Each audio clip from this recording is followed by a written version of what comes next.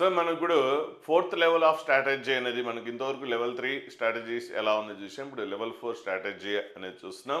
So ఈ level 4 నుంచి ఎక్కువ టైం ఉంటే ఎగ్జామ్కి, మెయిన్స్కి ఎగ్జామ్కి మీకు కనీసం ఒక 1 ఇయర్ అన్న గ్యాప్ ఉంటే సో ఈ లెవెల్ 4 స్ట్రాటజీ అప్లికబుల్ అవుతుంది. కనీసం మోర్ దాన్ 6 మంత్స్ అని ఉంటే సో ఈ ప్లాన్ అప్లై చేయొచ్చు. జస్ట్ ఒక 3 మంత్స్ అయితే ఇంకా సో మీకు ఆ లెవెల్ 3 వరకే సరిపోతుంది. సో మోర్ దాన్ 5-6 మంత్స్ ఉంటే ఇంకా ఓకే. సో లెవెల్ 4 కూడా అప్లై చేయొచ్చు. సో లెవెల్ 4 ఏంటంటే డిఫికల్ట్ టాపిక్స్లో ఈజీ క్వశ్చన్స్ అనేది లెవెల్ 3 అయిపోయింది. ఇప్పుడు డిఫికల్ట్ టాపిక్స్లో కూడా ఒక టైప్ ఆఫ్ క్వశ్చను ఎక్కువగా రిపీట్ అయ్యే కొన్ని క్వశ్చన్స్ ఉన్నాయి. సో వాటి మీదన్నా మనం గ్రిప్ తెచ్చుకుంటే సో ప్రాబిలిటీ ఎక్కువ ఉంటుంది. ఎందుకంటే ఎక్కువగా రిపీట్ అవుతున్న మోడల్సే కదా మనం డిస్కస్ చేసేది. కాబట్టి కనీసం అట్లా ఒక 7-8 టాపిక్స్లు వస్తే కనీసం ఆ 7-8 టాపిక్స్లో 2-3 టాపిక్స్లో అయినా కూడా మనం అనుకున్న కాన్సెప్ట్ రావచ్చు కదా. సో లెవెల్ 3 లెవెల్ 2 ఏంటంటే ఏ కార్నర్ కూడా మిస్ చేయకుండా చూస్తున్నాం. అంటే ఏవైతే ఫ్రీక్వెంట్గా వస్తున్నాయో, ఎలా అయితే ట్విస్ట్ చేస్తున్నాడో క్వశ్చన్స్ అవన్నీ చూస్తూ అలాగే ప్రతి కార్నర్ క్వశ్చన్ కూడా చేయాల్సిందే. అంటే ఓన్లీ ఫ్రీక్వెంట్గా వచ్చే క్వశ్చన్సే కాకుండా రేర్గా వచ్చే క్వశ్చన్స్ కూడా చేయాలి. ఒక 8-9 టాపిక్స్ అలా చేయాల్సిందే. సో ఓన్లీ అన్ని టాపిక్స్లో కొన్ని సెలెక్టెడ్ ప్రాబ్లమ్స్ ఇస్తే కుదరదు. కనీసం ఒక 8 టాపిక్స్ అన్నా సో వాటిని ఫోకస్ చేస్తూ ఫ్రీక్వెంట్గా వచ్చే ఫోకస్ చేస్తూ సో రేర్గా వచ్చే క్వశ్చన్స్ కూడా ఆ టాపిక్స్లో మిస్ అవ్వకుండా స్ట్రాంగ్గా ప్రిపేర్ అవ్వాల్సిందే. మరి ఈ లెవెల్ 4లో తేడా ఏంటంటే ఫ్రీక్వెంట్గా వచ్చే క్వశ్చన్స్ సో రేర్గా వచ్చే క్వశ్చన్స్ పెద్ద మనం ఫోకస్ చేయము. సో అది మీ టైం ఉంటే అది మీరు చేసుకోవచ్చు. సో వీడియో కోర్సులో మాత్రం అవి కూడా డిస్కస్ చేయడం జరుగుతుంది. కాకపోతే మీకు ఎక్కువ ఫోకస్ చేయమని చెప్పేది ఏంటంటే సో ఫ్రీక్వెంట్గా అడిగే క్వశ్చన్స్ మీరు నేర్చుకునే కెపాసిటీ ఉంటే రేర్గా ఇందులో కూడా రేర్గా అడిగే క్వశ్చన్స్ కూడా చేయండి. సరే, ఇప్పుడు క్వాడ్రాటిక్ ఈక్వేషన్ మనకి లెవెల్ 4 కిందనే అంటే డిఫికల్ట్ టాపిక్ కిందనే వేయచ్చు. అంటే అది లాస్ట్లో వేసాను యాక్చువల్గా స్కోరింగ్ టాపిక్స్లో. సో 8 వరకే సరిపోతుంది. సో ఇది 9th టాపిక్. సో కాబట్టి ఇది మీరు లెవెల్ 4లో వేసుకోవచ్చు. కాకపోతే ఈ టైప్ ఆఫ్ క్వశ్చన్ చాలా ఎక్కువ సార్లు వస్తుంది. కానీ ఈ క్వశ్చన్ చాలామంది 99% స్టూడెంట్స్ చేయరు.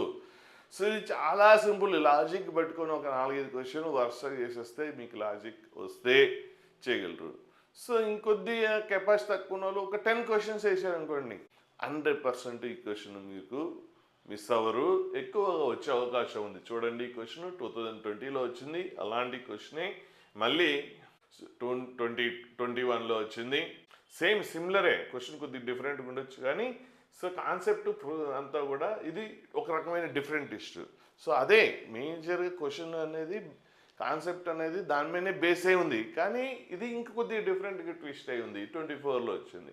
సో ఇప్పుడు ఆ రెండు మీరు ప్రాక్టీస్ చేసేసి నాకు వచ్చేసిందంటే రాదు.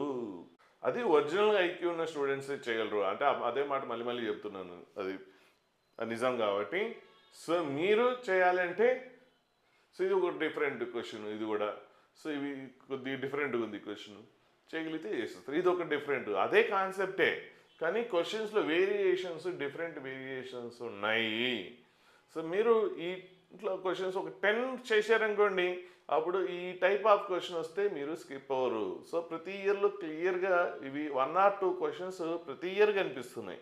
కాబట్టి మళ్ళీ మీ స్లాట్లో కూడా వచ్చే అవకాశాలు అందరికి రాకపోయినా కొంతమందికైనా కూడా స్లాట్లో వస్తుంది. 21 చూడండి, ఏ ఇయర్ కౌంట్ చేయండి. మీకు ఒక్కొక్క ఇయర్ ఎన్నిసార్లు అదే క్వశ్చన్ ఒకే ఇయర్లో ఎన్నిసార్లు వచ్చిందో నేను కౌంట్ చేయట్లేదు, మీరు టైం కౌంట్ చేసుకోండి. 22లో వచ్చిన క్వశ్చన్ అది ఒక డిఫరెంట్. సో ఇది 23లో వచ్చింది. సో 4-5 చేసినా కూడా తర్వాత క్వశ్చన్ చేస్తారని గ్యారంటీ లేదు. సో ఇది 24లో వచ్చిన క్వశ్చన్. సో ప్రతి ఇయర్లో మినిమం ఒకసారి అయితే క్లియర్గా వస్తుంది. ఇది 20లో వచ్చింది. సో ఇది 25లో వచ్చిన క్వశ్చన్. సో 21లో, ఇంతకుముందు 21లో మనం ఇట్లాంటి క్వశ్చన్స్ 2 or 3 చూసినట్టున్నాం. ఇది 25లో. సో ఇంతకుముందు ఇలాంటి క్వశ్చన్ 25లో చూసాం ఆల్రెడీ ఈ క్వాడ్రాటిక్లో. సో 1 or 2 స్లాట్స్లో కూడా మీరు రాసే ఏ ఇయర్ అయితే ఎగ్జామ్ రాస్తున్నారో కనీసం 1 or 2 స్లాట్స్లో వస్తుంది. ఆ 1 or 2 స్లాట్లో రాదని మీరు లైట్ తీసుకోవద్దు. ఎందుకంటే అది మీ స్లాట్లోనే రావచ్చు. పెద్ద కష్టం కూడా కాదు మీకు అది. సో అంటే ఒకవేళ రాకపోయినా ఏం కాదు. ఇప్పుడు మనం ఏం చేస్తున్నామంటే రిమైనింగ్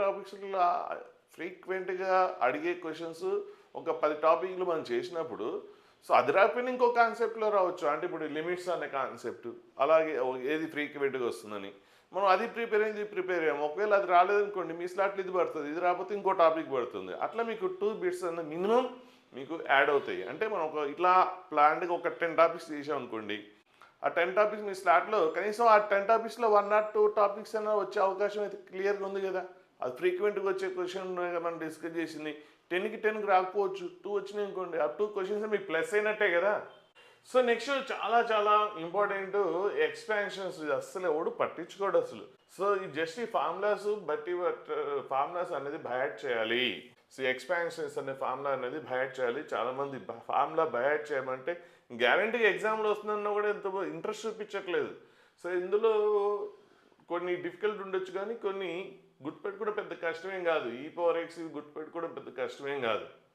ఇంకా కొన్ని కూడా ఉంటాయి, ఇక్కడ కొన్ని నేను ఫోటో తీశాను. సో ఒక 10 టాప్ ఫార్ములాస్ ఉంటాయి. సో ఈ ఎక్స్పాన్షన్స్ అనేది గుర్తుపెట్టుకుంటే, సో ఇది కూడా ప్రతి ఇయర్లో కనీసం 1 or 2 స్లాట్స్లో ఈ క్వశ్చన్ వస్తుంది. ఇంతకుముందు ఒక స్టూడెంట్ 0 నుంచి 97.5 అని చెప్పాను.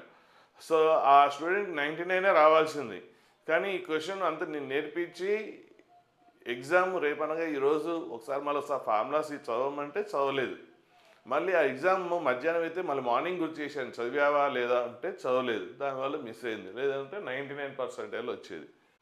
సో ఈ ఎక్స్పాన్షన్స్ గుర్తుపెట్టుకుంటే ఈ టైప్ ఆఫ్ క్వశ్చన్స్ ఇవి చాలా డిఫికల్ట్ కిందనే కౌంటు. సో ఇది అందరు చేసే క్వశ్చన్స్ కాదు, ఓన్లీ 1% ఆఫ్ స్టూడెంట్స్ చేసే క్వశ్చనే. కానీ మీరేం చేస్తున్నారు, ఈ ఫార్ములాస్ అని ప్లాన్ ప్రిపేర్ అయ్యి ప్లస్ ఇలాంటి ఒక 10 క్వశ్చన్స్ మీరు చేయడం వల్ల, సో ఇప్పుడు మీరు ఆ 1% ఎవరైతే చేయగలిగే క్లబ్ ఉందో ఆ క్లబ్లో మీరు జాయిన్ అవుతున్నారు. సో ఇది ఈ క్వశ్చన్ ఎక్స్పాన్షన్. అయితే ఇందులో క్వశ్చన్ ఏంటంటే ఇంకా చాలా రకాలు, ఇదే క్వశ్చన్ని సేమ్ క్వశ్చన్ ఎన్ని రకాలు ఇంకా చాలా రకాలు ట్విస్ట్ చేయొచ్చు. ఇక్కడ నేను కొన్ని వాడు ప్రీవియస్ క్వశ్చన్స్ కాబట్టి నేను ఓన్లీ ఆ వచ్చినవి మాత్రమే చూపిస్తున్నాను. సో ఇదే క్వశ్చన్, ఈ క్వశ్చనే కాదు, ఇప్పుడు నేను చెప్పబోయే ప్రతి క్వశ్చన్ని 6 రకాలుగా ట్విస్ట్ చేయొచ్చు. సేమ్ క్వశ్చన్ ఏం మారదు, ఇదంతా సేమే ఉంటుంది.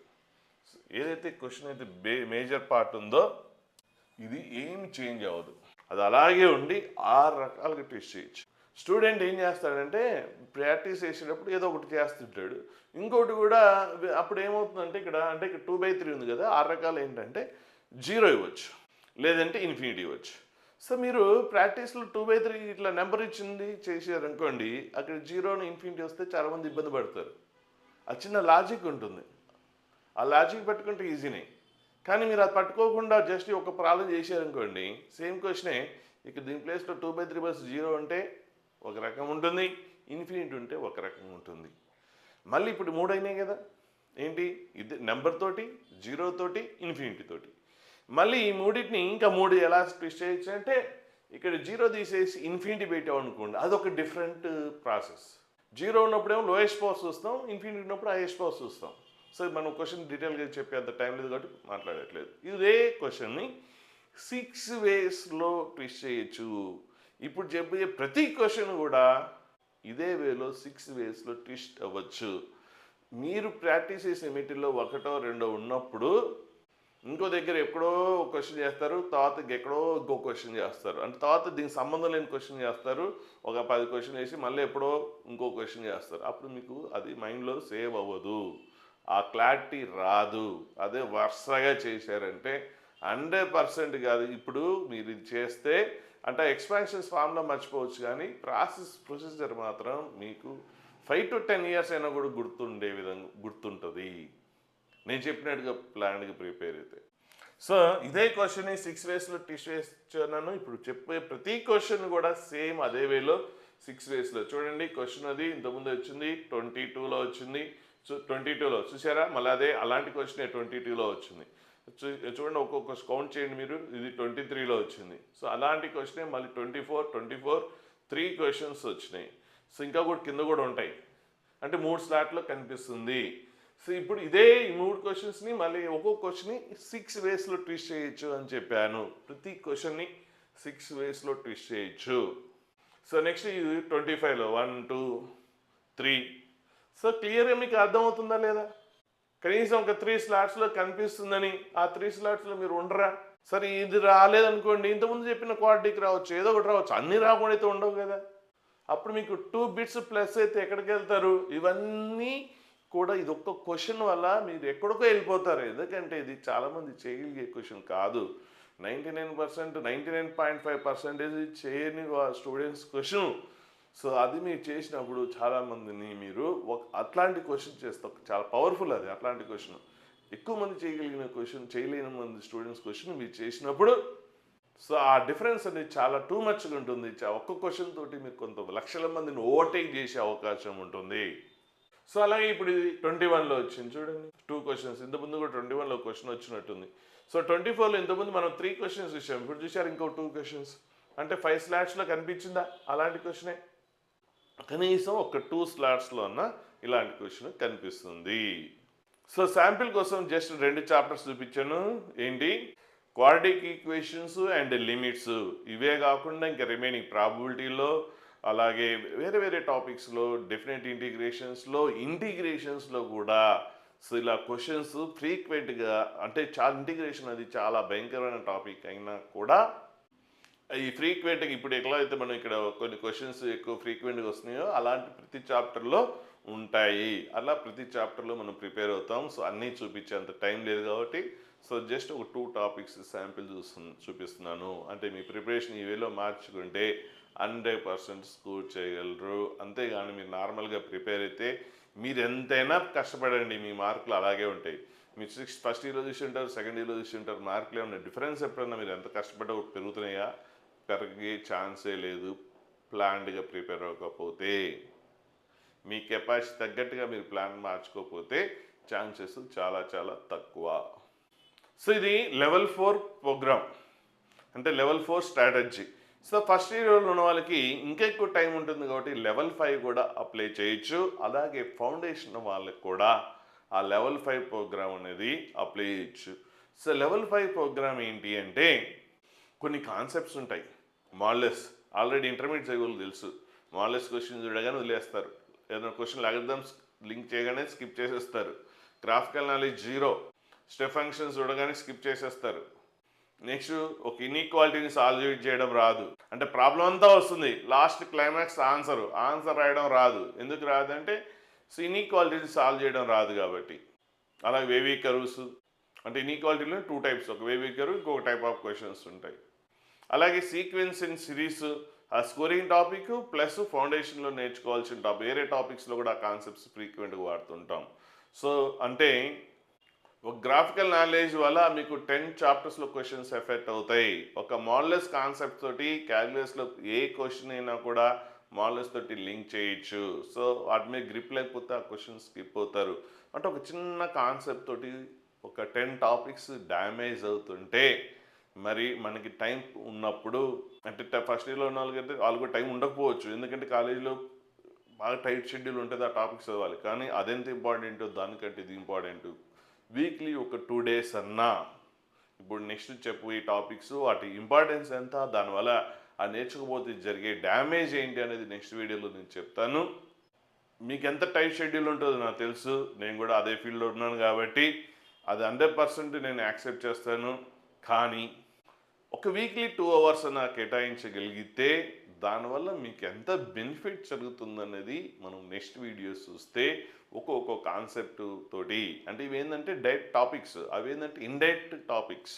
సో డైరెక్ట్గా ఆ చాప్టర్స్ ఉండవు, కానీ చాలా చాప్టర్లు ఆ కాన్సెప్ట్స్ వాడుతుంటాము. అలాగే 8th 9th వాళ్ళైతే మాత్రం సో వాళ్ళకి ఇంకా చాలా టైం ఉంటుంది కాబట్టి ఆ టాపిక్స్ ఎంత ఇంపార్టెంట్ అంటే అది మీరు ఆ టాపిక్స్ అవన్నీ చూస్తే మీకు అర్థమవుతుంది. సో అవి ఖచ్చితంగా ఇంటర్మీడియట్లో మీరు కాలేజ్లో అడుగు పెట్టే ముందే వాటి మీద మీకు 100% పర్ఫెక్షన్ రావాలి. ఎందుకంటే మళ్ళీ ఇంటర్మీడియట్లో పోయిన తర్వాత మీకు నేర్చుకున్నంత టైము అంత టైం స్పెండ్ చేసే అవకాశం ఉండదు. కాబట్టి 8th 9thలో వాళ్ళు మాత్రం ఖచ్చితంగా, అలాగే 10th అయిపోయిన తర్వాత సమ్మర్ హాలిడేస్లో సో ఇప్పుడు నెక్స్ట్ చెప్పే వీడియోలో కాన్సెప్ట్స్ 100% నేర్చుకుంటే ఎంత లాభం జరుగుతుందో ఆ నెక్స్ట్ వీడియో చూస్తే మీకు అర్థమవుతుంది. నేర్చుకోకపోతే ఎంత నష్టం జరుగుతుందో కూడా అర్థమవుతుంది. ఆ తర్వాత చాయిస్ మీది. సో 8th 9th వాళ్ళు కాబట్టి ఆ కోర్స్ కూడా ఉంది. అలాగే ఫస్ట్ ఇయర్ వాళ్ళు సెకండ్ ఇయర్కి వెళ్ళే లోపు అది ఫినిష్ చేయగలిగితే, అంటే ఇప్పుడు plus IP exam first year అయిపోయిన తర్వాత గ్యాప్లో అవి ఫినిష్ చేయగలిగితే సెకండ్ ఇయర్కి స్టార్ట్ చేసే బిఫోర్ కంప్లీట్ చేస్తే మీకు జరిగే అడ్వాంటేజ్ ఏమవుతుందంటే ఇంకొక 3-4 బిట్స్ యాడ్ అవుతాయి. ఇప్పటివరకు మనము సో లెవెల్ 1 ప్రోగ్రామ్ అప్లై చేస్తే 3 బిట్స్, లెవెల్ 2 కూడా అప్లై చేస్తే 10 అనుకున్నాం, సరే 7 అనుకుందాం, పోయినాయి అనుకున్నాం 3 బిట్స్, అంటే 10 వస్తాయి కానీ ఏమో కొన్ని క్వశ్చన్స్ మరి మీరు చేయలేకపోతే సో 7 వేసుకుందాం. అలాగే లెవెల్ 3 చేస్తే ఇంకొక 3 బిట్స్ యాడ్ అవుతున్నాయి 10. అలాగే లెవెల్ 4 చేస్తే ఇంకొక 2 బిట్స్ యాడ్ అవుతున్నాయి. అలాగే ఇప్పుడు ఈ లెవెల్ 5 ప్లాన్ కూడా అప్లై చేస్తే ఇంకొక 2-3 బిట్స్ యాడ్ అవుతాయి. సో ఈజీగా 100% అండ్ 99% వస్తుంది. సో నెక్స్ట్ వీడియోలో సో మనము లెవెల్ 5 ప్లానింగ్ అనేది చూద్దాం.